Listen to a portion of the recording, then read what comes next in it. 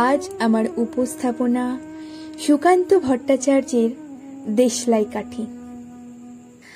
আমি একটা ছোট্ট দেশলাইয়ের কাঠি,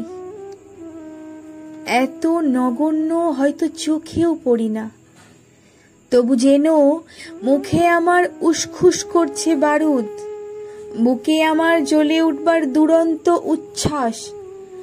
আমি একটা ছোট্ট দেশলাইয়ের কাঠি।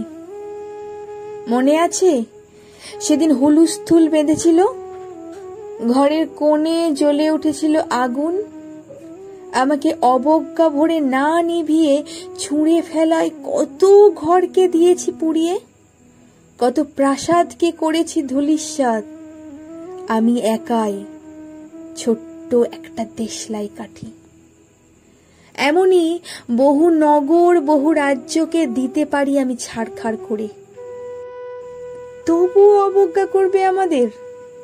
মনে নেই এই সেদিন আমরা সবাই জ্বলে উঠেছিলাম একই বক্সে? চমকে উঠেছিলে, আমরা শুনেছিলাম তোমাদের বিবর্ণ মুখের আর্তনাদ।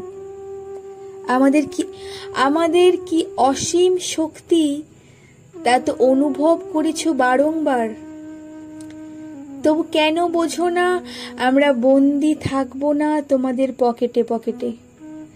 আমরা বেরিয়ে পড়ব, আমরা ছড়িয়ে পড়ব শহরে গঞ্জে গ্রামে, দিগন্ত থেকে দিগন্তে।